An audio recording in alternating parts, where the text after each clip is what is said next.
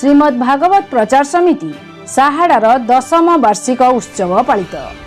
घटनारू प्रकाश जे गतकाली गुरुवार प्रातः समय रे एरसमार साहाडा ग्राम रे थिबा श्रीमद् भागवत प्रसार समिति तरफरू 10 वर्षर पूर्ति उपलक्षे कलश यात्रा करा जाई भागवत गोसाई को पूजा अर्चना करा जाइथिला।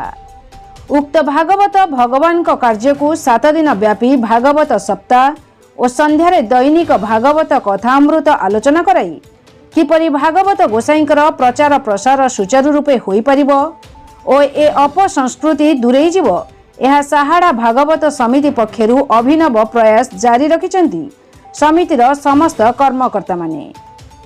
गतकाली संध्या समय रे एक खोला मंच अनुष्ठित कराई विभिन्न ज्ञानी गुणी व्यक्ति मानकु विभिन्न जिल्ला मानकरू अनुष्ठान को निमंत्रित कराई भागवत कार्यक्रम को 7 दिन पई उद्घाटन करथिले। केन्द्रापड़ा जिल्लार श्रीमद् भागवत महामंच ओडिशार राज्य सभापति तपन दास महाराज को पान गुआ फूल चंदन रे श्रीमद् भागवत महामंच ओडिशार मुख्य कार्यालय रे बरण करी साहाडा ग्राम को जीवा और मंच रे जोग देई उक्त भागवत कार्यक्रम को प्रदीप प्रज्वलन करी राज्य सभापति कर कमल रे उद्घाटन करिबा पई निवेदन करिथिले। राज्य सभापति तपन महाराज ग्रामर निकट रे उपस्थित हेबा क्षणी नाम संकीर्तन हरिबोल हुलहुली द्वारा ग्राम मुंडरू मंच पर्यंत पाछोटी नै जाइथिले। एही परि सुंदर कार्यक्रम को साहाडा भागवत टुंगी हाथ को नै सुचारू रूपे परिचालना करिथिबारु श्रीमद् भागवत महामंच ओडिशार राज्य सभापति अनुष्ठान को भूरी भूरी प्रशंसा करथिले।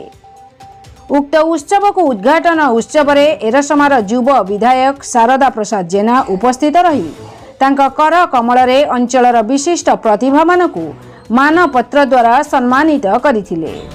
उक्त भागवत मंच रे अनुष्ठान सभापति श्रीयुक्त नरेंद्र स्वाई सभापतित्व करथिबा बेले अनुष्ठान संपादक श्री श्रीधर सतपथी और संयोजक सुरेंद्रनाथ भोल समेत उपचेष्टा मंडलीर मुख्य प्रोफेसर पंडित प्रसाद कुमार सतपथी सह उपदेष्टा मंडलीर सभ्य पंडित हृषिकेश साहू मंच रे उपस्थित रही भागवत आरंभ केउठु हेछि एहार विस्तृत आलोचना करिथिले।